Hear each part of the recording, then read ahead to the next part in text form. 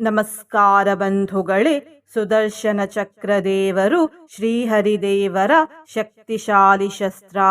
ಈ ವಿಡಿಯೋದಲ್ಲಿ ನಾವು ಮಹಾಸುದರ್ಶನ ಚಕ್ರ ಮಂತ್ರವನ್ನು ಪಾರಾಯಣ ಮಾಡಿದ್ದೇವೆ.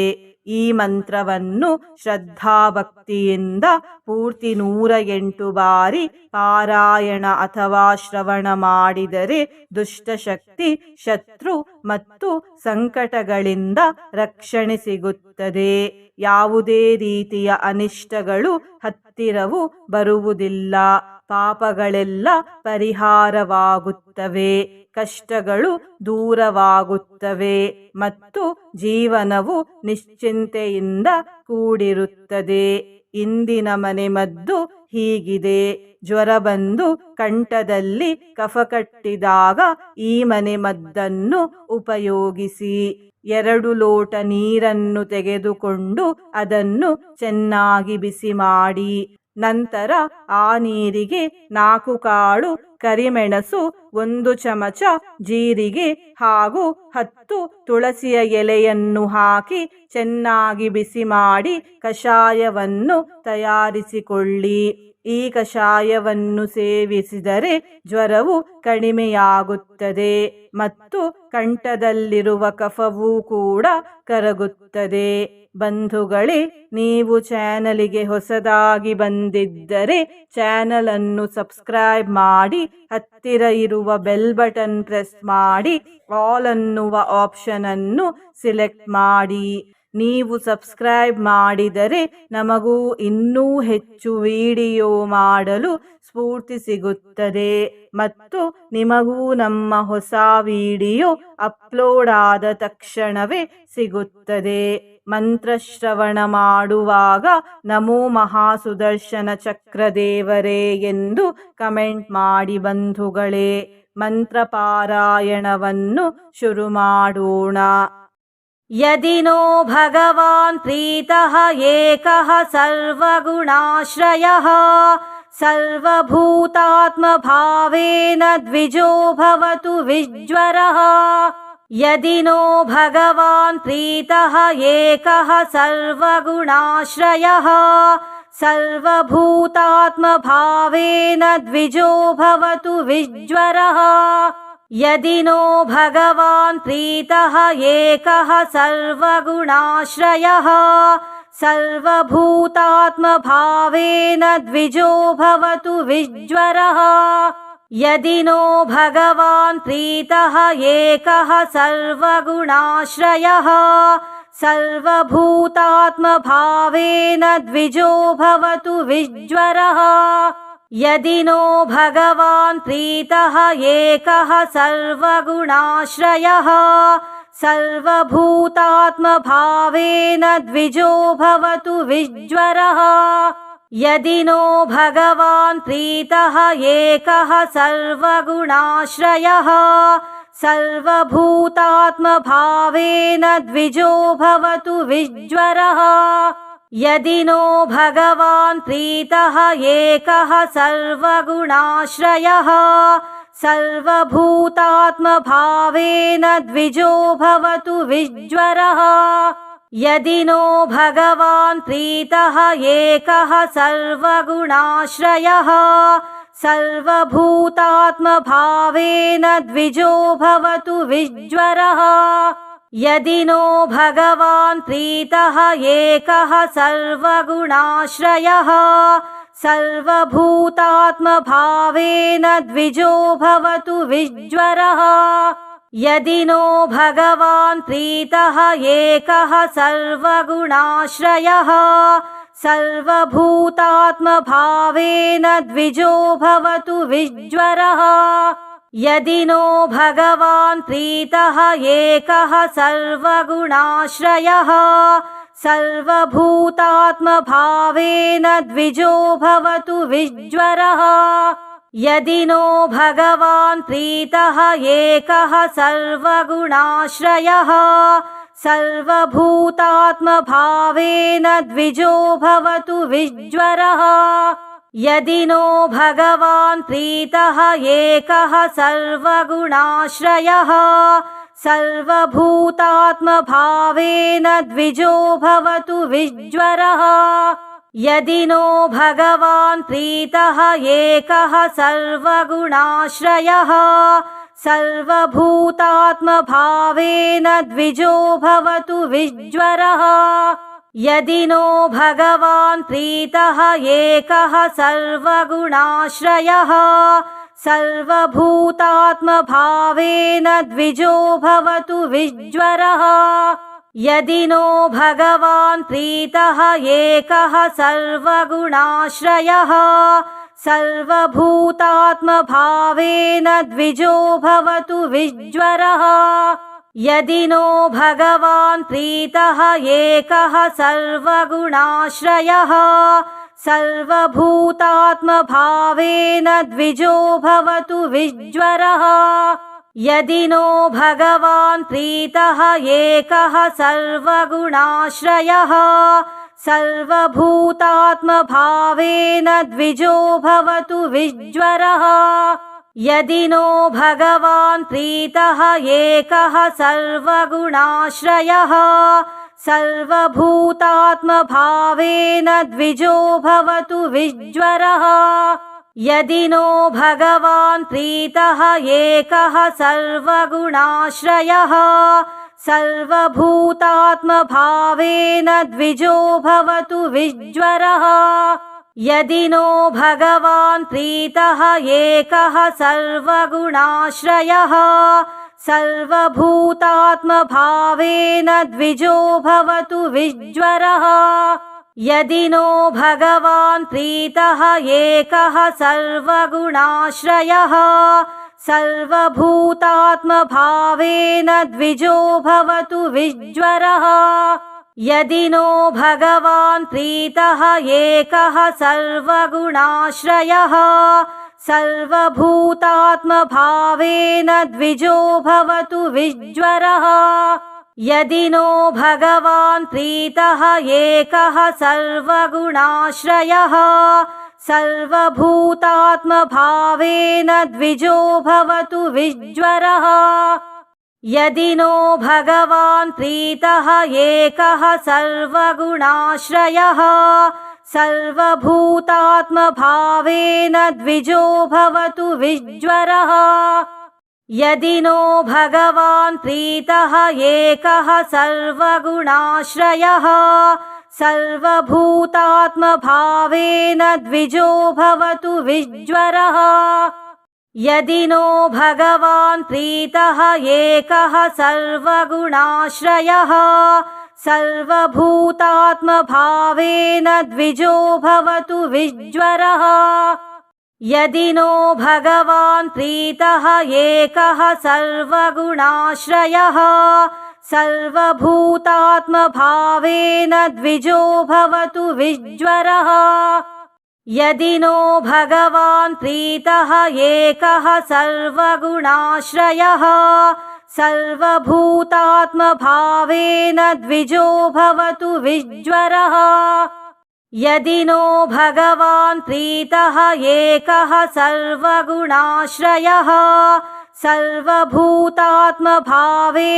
द्विजो भवतु विज्वरः यदि नो भगवान् प्रीतः एकः सर्वगुणाश्रयः सर्वभूतात्मभावेन द्विजो भवतु विज्वरः यदि नो भगवान् प्रीतः एकः सर्वगुणाश्रयः सर्वभूतात्मभावेन द्विजो भवतु विज्वरः यदि नो भगवान् प्रीतः एकः सर्वगुणाश्रयः सर्वभूतात्मभावेन द्विजो भवतु विज्वरः यदि नो भगवान् प्रीतः एकः सर्वगुणाश्रयः सर्वभूतात्मभावेन द्विजो भवतु विज्वरः यदि नो भगवान् प्रीतः एकः सर्वगुणाश्रयः सर्वभूतात्मभावेन द्विजो भवतु विज्वरः यदि नो भगवान् प्रीतः एकः सर्वगुणाश्रयः सर्वभूतात्मभावेन द्विजो भवतु विज्वरः। यदि नो भगवान् प्रीतः एकः सर्वगुणाश्रयः सर्वभूतात्मभावेन द्विजो भवतु विज्वरः। यदि नो भगवान् प्रीतः एकः सर्वगुणाश्रयः सर्वभूतात्मभावेन द्विजो भवतु विज्वरः। यदि नो भगवान् प्रीतः एकः सर्वगुणाश्रयः सर्वभूतात्मभावेन द्विजो भवतु विज्वरः। यदि नो भगवान् प्रीतः एकः सर्वगुणाश्रयः सर्वभूतात्मभावेन द्विजो भवतु विज्वरः। यदि नो भगवान् प्रीतः एकः सर्वगुणाश्रयः सर्वभूतात्मभावेन द्विजो भवतु विज्वरः। यदि नो भगवान् प्रीतः एकः सर्वगुणाश्रयः सर्वभूतात्मभावेन द्विजो भवतु विज्वरः। यदि नो भगवान् प्रीतः एकः सर्वगुणाश्रयः सर्वभूतात्मभावेन द्विजो भवतु विज्वरः। यदि नो भगवान् प्रीतः एकः सर्वगुणाश्रयः सर्वभूतात्मभावेन द्विजो भवतु विज्वरः। यदि नो भगवान् प्रीतः एकः सर्वगुणाश्रयः सर्वभूतात्मभावेन द्विजो भवतु विज्वरः। यदि नो भगवान् प्रीतः एकः सर्वगुणाश्रयः सर्वभूतात्मभावेन द्विजो भवतु विज्वरः। यदि नो भगवान् प्रीतः एकः सर्वगुणाश्रयः सर्वभूतात्मभावेन द्विजो भवतु विज्वरः। यदि नो भगवान् प्रीतः एकः सर्वगुणाश्रयः सर्वभूतात्मभावेन द्विजो भवतु विज्वरः। यदि नो भगवान् प्रीतः एकः सर्वगुणाश्रयः सर्वभूतात्मभावेन द्विजो भवतु विज्वरः। यदि नो भगवान् प्रीतः एकः सर्वगुणाश्रयः सर्वभूतात्मभावेन द्विजो भवतु विज्वरः। यदि नो भगवान् प्रीतः एकः सर्वगुणाश्रयः सर्वभूतात्मभावेन द्विजो भवतु विज्वरः। यदि नो भगवान् प्रीतः एकः सर्वगुणाश्रयः सर्वभूतात्मभावेन द्विजो भवतु विज्वरः। यदि नो भगवान् प्रीतः एकः सर्वगुणाश्रयः सर्वभूतात्मभावेन द्विजो भवतु विज्वरः।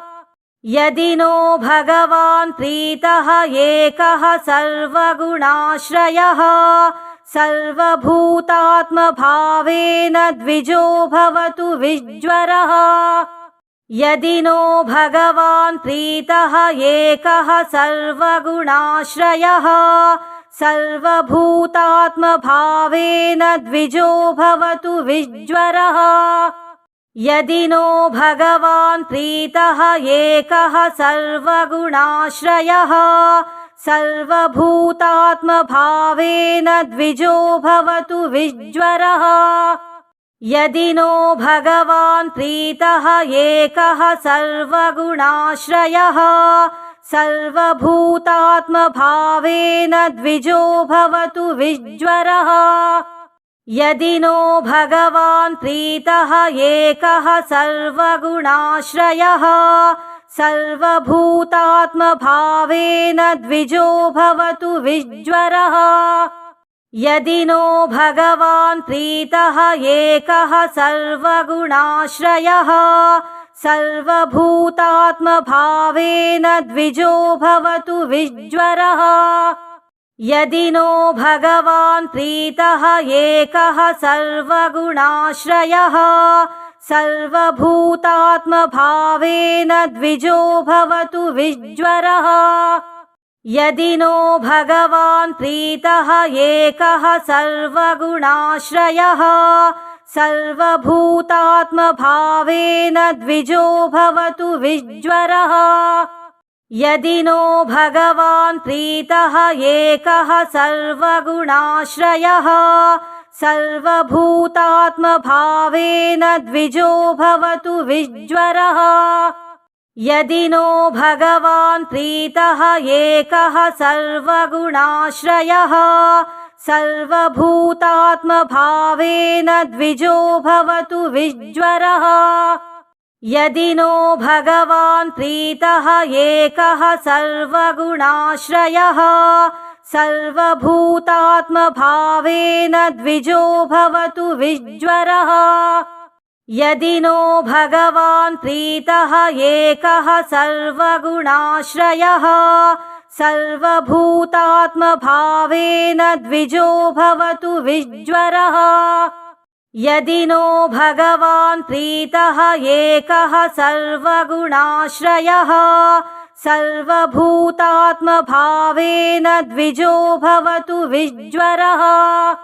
यदि नो भगवान् प्रीतः एकः सर्वगुणाश्रयः सर्वभूतात्मभावेन द्विजो भवतु विज्वरः यदि नो भगवान् प्रीतः एकः सर्वगुणाश्रयः सर्वभूतात्मभावेन द्विजो भवतु विज्वरः यदि नो भगवान् प्रीतः एकः सर्वगुणाश्रयः सर्वभूतात्मभावेन द्विजो भवतु विज्वरः यदि नो भगवान् प्रीतः एकः सर्वगुणाश्रयः सर्वभूतात्मभावेन द्विजो भवतु विज्वरः यदि नो भगवान् प्रीतः एकः सर्वगुणाश्रयः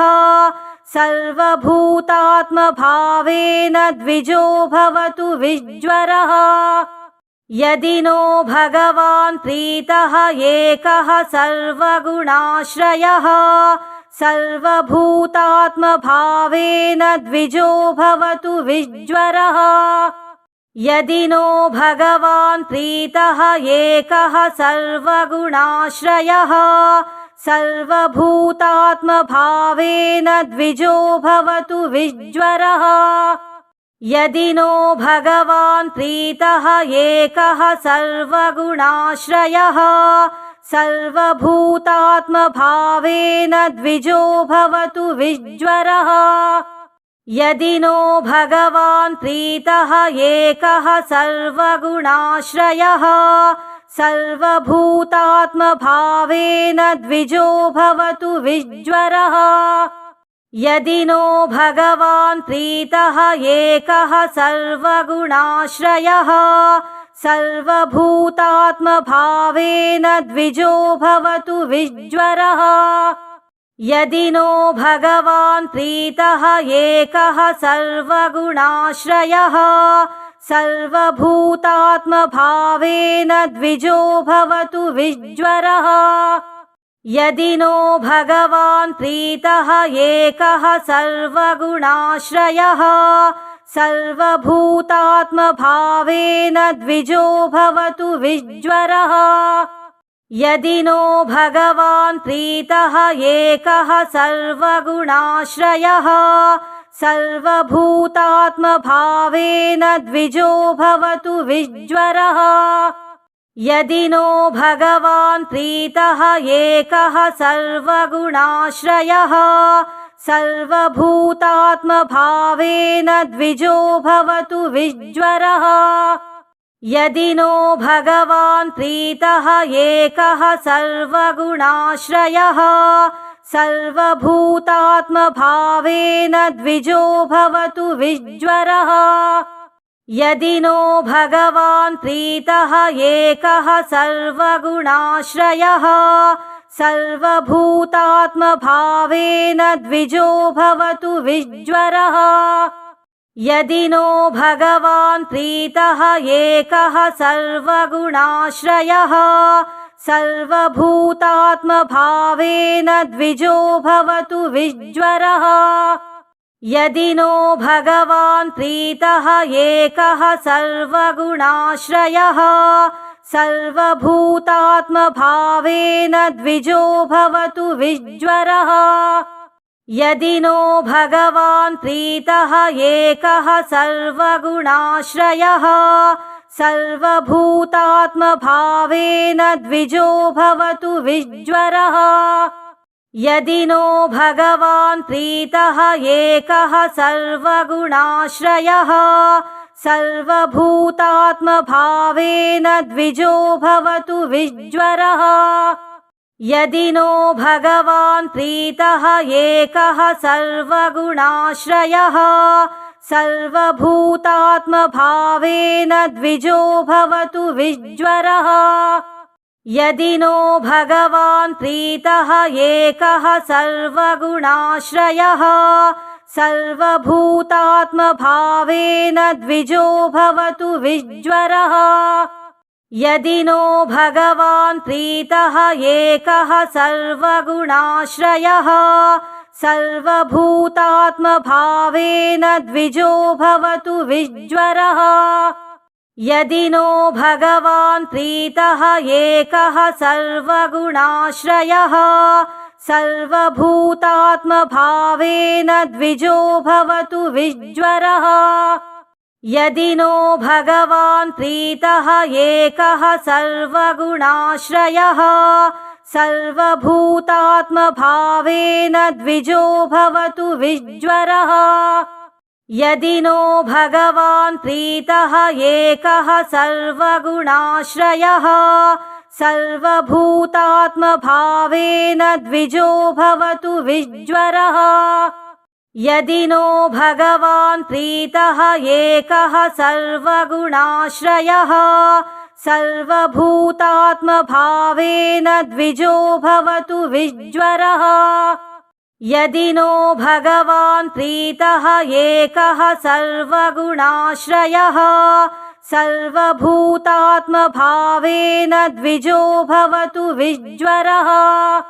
यदि नो भगवान् प्रीतः एकः सर्वगुणाश्रयः सर्वभूतात्मभावेन द्विजो भवतु विज्वरः। यदि नो भगवान् प्रीतः एकः सर्वगुणाश्रयः सर्वभूतात्मभावेन द्विजो भवतु विज्वरः। यदि नो भगवान् प्रीतः एकः सर्वगुणाश्रयः सर्वभूतात्मभावेन द्विजो भवतु विज्वरः। यदि नो भगवान् प्रीतः एकः सर्वगुणाश्रयः सर्वभूतात्मभावेन द्विजो भवतु विज्वरः। यदि नो भगवान् प्रीतः एकः सर्वगुणाश्रयः सर्वभूतात्मभावेन द्विजो भवतु विज्वरः। यदि नो भगवान् प्रीतः एकः सर्वगुणाश्रयः सर्वभूतात्मभावेन द्विजो भवतु विज्वरः। यदि नो भगवान् प्रीतः एकः सर्वगुणाश्रयः सर्वभूतात्मभावेन द्विजो भवतु विज्वरः। यदि नो भगवान् प्रीतः एकः सर्वगुणाश्रयः सर्वभूतात्मभावेन द्विजो भवतु विज्वरः। यदि नो भगवान् प्रीतः एकः सर्वगुणाश्रयः सर्वभूतात्मभावेन द्विजो भवतु विज्वरः यदि नो भगवान् प्रीतः एकः सर्वगुणाश्रयः सर्वभूतात्मभावेन द्विजो भवतु विज्वरः यदि नो भगवान् प्रीतः एकः सर्वगुणाश्रयः सर्वभूतात्मभावेन द्विजो भवतु विज्वरः यदि नो भगवान् प्रीतः एकः सर्वगुणाश्रयः सर्वभूतात्मभावेन द्विजो भवतु विज्वरः यदि नो भगवान् प्रीतः एकः सर्वगुणाश्रयः सर्वभूतात्मभावेन द्विजो भवतु विज्वरः यदि नो भगवान् प्रीतः एकः सर्वगुणाश्रयः सर्वभूतात्मभावेन द्विजो भवतु विज्वरः।